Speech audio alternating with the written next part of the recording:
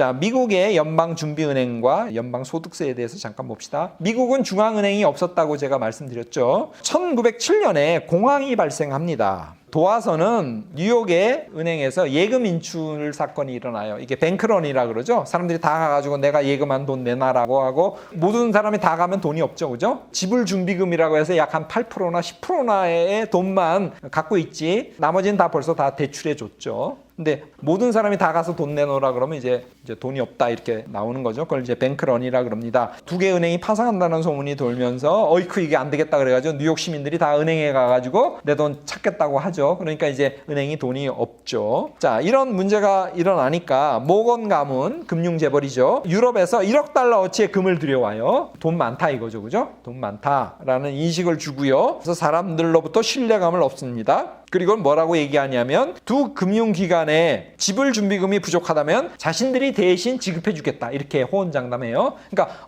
그 모건재벌이 다 지불해 준다고 그러면 뭐 괜찮겠네 라고 하면서 뱅크런이 그냥 수습됩니다. 자, 그래서 이제 위기가 넘어가요. 이 사건을 계기로 야 이게 문제가 일어났을 때 뭔가 은행 뒤에 중앙은행이라는 게 있어서 이 문제를 해결해야겠구나. 다른 나라는 있는데 우리만 없지 않느냐 이러면서 이제 중앙은행의 설립의 필요성이 이렇게 여론으로 환기되면서 의회에서 중앙은행 설립을 위한 특별위원회를 만들도록 합니다. 그리고 거기 위원장으로 올드리치라고 하는 공화당 원내 총무인데 그 사람을 위원회 위원장으로 임명해요. 자, 그랬더니 올드리치가 1910년에 조지아 앞바다에 있는 JP 모건 소유의 그 지킬 섬에서 사람들을 모읍니다. 주로 모건 가문과 록펠러 쪽 사람들을 모아가지고요. 비밀리에 그 올드리치 안이라고 하는 위원장의 이름을 따서 안을 만들어요. 결국 이게 이제 의회에 상정되고 이게 이름은 바뀌죠. 연방준비법이라고 바뀌어가지고 통과됩니다. 그리고 이 법 안에 근거해서 뭐가 되냐면 연방준비은행이 만들어집니다.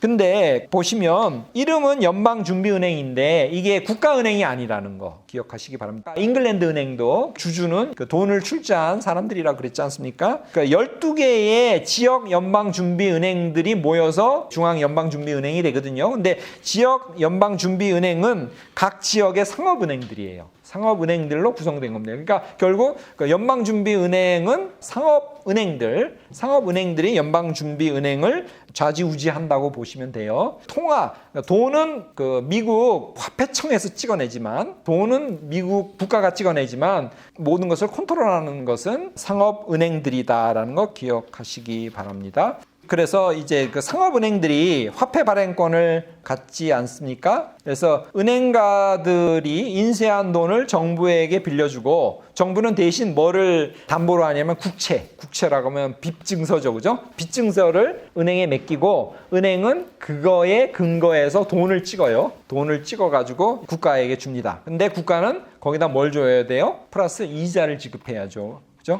그 이자는 어디서 나와요? 국민의 세금에서 나오죠. 그러니까 국민의 세금이 그냥 그대로 은행에게 들어가는 거죠. 그러니까 쉽게 말하면 이제 금융재벌에게 들어가는 것입니다. 자, 대공황이 한참 진행 중인 1934년 루이스 맥퍼든이라고 하는 미 하원 금융통화위원회 위원장이 이렇게 얘기했어요. 어떤 사람들은 연방준비은행들이 합중국의 정부기관이라고 생각합니다. 그러나 그들은 자신들과 그 외국인 고객들의 이익을 위해서 우리 미국 사람들을 잡아먹는 민간 독점 기업들입니다. 이런 식으로 이제 고발을 합니다. 그러니까 연준이라고 우리가 약자로 쓰지 않습니까? 그것의 주인은 국가가 아니라 상업은행이라는 것 기억하시고요. 연준 12개 연방준비은행 가운데 뉴욕 연방준비은행이 제일 그 지분이 높아요. 연준의 53%를 차지하고 있죠. 그리고 그 배후에는 누가 있냐면 그 3대 회원, 연방준비은행 3대 회원이 체이스 맨하튼 은행과 시티은행. 근데 시티은행은 록펠러 그룹 거예요. 그리고 모건 보증 신탁인데 이 중에 2000년에 JP 모건과 체이스 맨하튼이 합병해서 JP 모건 체이스사가 됐습니다. 그렇기 때문에 뉴욕 연준은 사실 누가 갖고 있는 거냐면 JP 모건과 록펠러 그룹이 갖고 있다고 보면 됩니다. 이것이 이제 연방준비은행의 53%나 차지하고 있죠. 자, 근본위제에 기반한 달러의 승리를 봅시다. 미국은 지금까지 대체로 은본위제를 이제 옹호해 왔는데 그리고 은은 수량이 풍부해서 통화량이 많아지고요. 금 본위제로 하면 이제 통화량이 적어지죠. 그래서 불경기, 그다음에 호황 이런 것들이 왔다 갔다 했죠. 1890년 7월에 미 국회는 은수매법을 통과시킵니다. 이 법에 따라 정부는 매달 은 450만 온스를 수매해서 이제 은본위제를 더 안정화된 토대 위에서 작동시킬 수 있도록 조치를 마련해요. 근데 앞에서 설명했듯이 그 글로버 클리브랜드 미 대통령이 은본위제를 폐지하지 않습니까? 그리고 금본위제로 돌아서요. 그리고 1893년에 은수매 법안을 폐기시켜 버립니다. 그리고 1900년에 이제 최초로 법으로 금본위법을 통과시킵니다. 이후에 미국은 정식으로 이제 금본위제가 됩니다. 자, 이것과 더불어 1913년에 연방준비법이 공표되면서 미국 연방준비제도, 정식은 그래요. 미국 연방준비제도인데 이걸 약자로 해서 미연준이라고 이렇게 얘기하죠. 하면서 금본위 화폐 발행 시스템이 완비됩니다. 자, 그러면서 이제 1913년부터 본격적으로 연준이 출범하면서 이제 금본위로 출발하죠. 자, 대공황 봅시다. 1차 세계대전을 승리하지 않습니까? 그리고 미국은 전장터가 아니었잖아요. 유럽이 전장터였죠. 그래서 미국의 공장들은 다 온전했죠. 그리고 엄청난 물건과 기계와 군수품을 마련해서 유럽에다가 팔았지 않습니까? 그래서 미국은 굉장한 호황을 누렸습니다. 자, 그 호황이 계속됐어요. 계속되다가 증시가 막 올랐죠. 그러다가 구두 닦기까지 이제 뭐 증권을 산다 뭐 이런 말이 이제 돌지 않았습니까? 그리고 이제 어느 날 갑자기 이제 폭락해버렸죠. 과잉된 생산 물건들이 어느 순간 이제 팔리지 않게 되죠. 한없이 수요가 늘 수는 없지 않습니까? 그러면서 대공황이 시작됩니다. 1927년 10월에 그래서 극심한 빈곤, 실업이 굉장히 오래 갔죠. 실업자의 수가 약 1,300만 명에 달했다 그랬고요. 그때 프랭클린 D 루즈벨트 대통령이 32대 대통령이 되면서 뉴딜 정책을 폈죠. 대형 공공사업을 벌이고 그래서 일자리를 창출하고 농가 부채 일부를 탕감해 줬죠. 그리고 부채 금리도 낮추어 주죠. 그리고 노동자들을 하나로 뭉치게 해가지고 임금을 올려주고 이런 그 파격적인 조치로 미 경제가 점점 살아났죠. 그리고 이제 세금은 계속 높였기 때문에 사실 부자들은 되게 싫어했죠. 그리고 경제 전반에 대해서 국가가 계속 통제하니까 부자들은 되게 싫어했습니다. 근데 이제 서민들이나 하층민들은 굉장히 좋아했죠. 자, 루즈벨트 대통령은 취임 직후에 은행의 금태환 업무를 금지시켜요. 금본위를 일단 이게 스톱시키는 것입니다. 그리고 금 수출을 막고요. 개인의 금 보유를 금지시켜 버립니다. 그리고는 국민이 갖고 있는 모든 금을 온스당 20.67달러로 계산해서 무조건 정부에게 다 팔라 그래요. 그리고 개인의 특별한 그 경우 아니면 뭐 희귀주화라든가 골동품이라든가 액세서리 외에는 무조건 모든 금 소유를 금지시켜요. 그래서 정부가 다 금을 가져갑니다. 그리고 조금 있다가 이것을 온스당 35달러로 올려요. 그러니까 금값을 올리고 국민의 금을 다 회수해가지고 정부는 엄청난 이득을 얻죠. 그리고 엄청난 금을 확보하게 돼요. 그래서 통화 안정을 가져오게 됩니다. 자, 그래서 뉴딜 정책과 함께 미국이 불경기에서 살아났는데 사실상 국민의 입장에서 보면 손해본 거예요. 약 20달러로 판 금이 35달러로 오른 거 아닙니까? 그러니까 사실은 이제 국민들은 그만큼 손해본 거죠. 그리고 루즈벨트는 은본위제로 돌아서요. 금본위제를 폐기하고 그리고 34년에 국회를 통해서 은수매 법안을 통과시키고요. 은본위제로 이렇게 돌리죠. 자, 이런 조치로 미국은 경제 위기에서 이렇게 벗어납니다. 하여간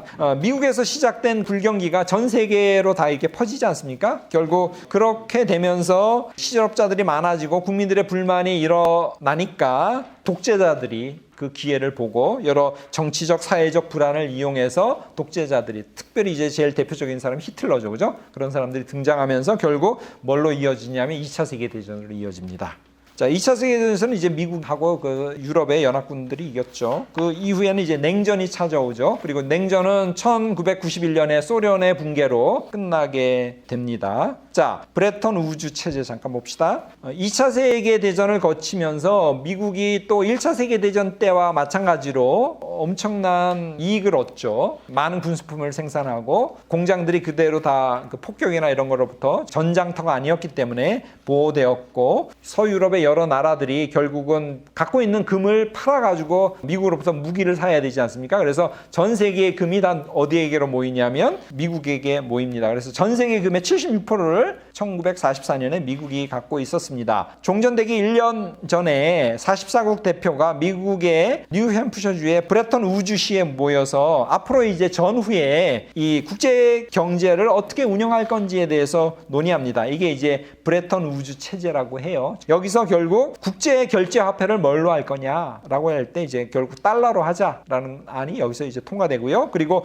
금 1온스당 35달러로 하자라고 정해져요. 그리고 다른 통화들은 이 달러에 연동시키자라고 얘기합니다. 그래서 달러 가치가 금의 1온스당 35달러라고 하는 일정 비율에 고정되었기 때문에 사실은 달러에 기반한 국제 근본위제가 여기서 채택되었다. 이렇게 볼 수 있죠. 자, 이후에 달러는 그 세계를 지배하는 그런 돈이 되죠. 그리고 2차 세계대전에 승리하고 그리고 이제 미국이 전 세계를 지배하는 그 주역의 국가로 떠오르면서 미국은 약 70년대 초까지 엄청난 호황을 누리죠. 경제 부흥을 누리고 전 세계를 주도하는 그런 국가가 됩니다. 그런데 이 브레턴 우즈 체제하에서 달러가 기축통화가 되지 않습니까? 그럴 때 이게 이제 문제가 뭐냐면 트랩핀의 딜레마라고 하는 이 딜레마에 빠집니다. 트랩핀의 딜레마라는 거 잠깐 설명드리면요. 예일대 교수인 로버트 트랩핀이 미 의회에서 이야기한 것인데 그가 이렇게 얘기했어요. 미국이 경상적자를 허용하지 않으면 즉 적자가 아니면 이제 세계의 돈이 다 미국으로 들어오는 거잖아요. 미국이 적자를 내야지만 달러가 밖으로 나가는 거고 미국이 흑자를 내면 달러가 다 미국으로 들어오는 거잖아요. 그죠? 그러니까 흑자라는 건 뭐예요? 수출이 수입보다 많다는 거잖아요. 그럼 흑자죠. 그러면 수출이 더 많으면 그 다른 나라는 미국 상품을 기축통화가 달러니까 달러로 산다는 거 아니에요. 그러면 미국으로 달러가 다 들어오는 거잖아요. 그죠? 그러면 기축통화 역할을 못 한다는 거예요. 왜? 세계에 돈이 없으니까. 세계의 돈이 다 미국으로 들어오면 달러가 기축통화라면 충분히 이 통화가 다 풀려야지만 이 세계가 돌아가는데 그러니까 미국이 계속 무역에서 흑자를 낸다면 이 기축통화, 달러가 기축통화라는 것이 문제가 있다. 그러면 이게 기축통화를 내면 어마어마한 통화량이 풀려야 되는데 그러면 미국은 항상 어떻게 해야 돼요? 항상 적자를 내야 돼요. 그죠? 항상 적자를 내야지만 되는데 문제는 뭐냐면 이게 금하고 연결돼 있잖아요. 근데 적자면 결국 미국이 보유한 금이 계속 나간다는 거거든요. 근데 금은 한정돼 있잖아요. 그죠? 그렇기 때문에 이게 근본위가 안 된다는 거죠. 근본위제가 무너진다는 거죠. 이걸 이제 트리핀, 로버트 트리핀의 이름을 따가지고 트리핀의 딜레마라고 해요. 그는 이렇게 얘기했습니다. 미국이 정상적자를 허용하지 않고 국제 유동성 공급이 그러니까 달러를 이제 공급하지 않는 거죠. 계속 흑자면 달러가 미국으로 들어오는 거지 않습니까? 그럼 유동성이 말라버리죠. 그것이 이제 유동성 공급이 중단될 텐데 그 경우에 세계 경제는 크게 위축될 거다. 그 말이에요. 반대로 적자 상태가 계속 지속된다면 달러가 과잉 공급될 것이다. 그 경우 달러 가치가 하락해서 준비자산으로서의 신뢰도가 떨어지고 금과 고정 비율로 태환되는 데도 문제가 생긴다. 이렇게 되죠. 그러니까 흑자여도 문제고 적자여도 문제가 생긴다는 겁니다. 자, 미국은 민주주의를 지키기 위해서 그리고 공산주의를 막아내기 위해서 한국 전쟁에서도 참전해가지고 어마어마한 돈을 썼거든요. 그리고 또 베트남 전쟁에서도 또 어마어마한 돈을 써요. 이러면서 달러가 계속 풀려나가서 계속 적자를 보죠. 그러니까 결국은 이제 뭐가 문제가 되냐면 달러가 적자면 과연 미국이 충분한 금이 있느냐. 그게 이제 퀘스천 마크가 일어날 거 아니겠습니까? 그런 일들이 생기죠. 자, 점점 이 금의 준비금이 줄어요. 미국이 잘 나가니까 이제 펑펑 돈을 써요. 막 관광도 다니고 막 다니니까 점점 금이 줄죠. 그리고 다른 나라들이 서유럽이 막 일었으면서 그쪽에서 흑자를 보니까 달러가 굉장히 많아지지 않습니까? 그러니까 달러가 많아지면 그쪽이 금이 늘어난다는 거고 미국이 달러가 줄어들면 금이 줄어든다는 거지 않습니까? 그래서 미국의 금이 점점 자꾸 이제 줄어듭니다. 자, 그러다 보니까 어떻게 돼요? 달러의 위상이 이제 흔들리게 됩니다.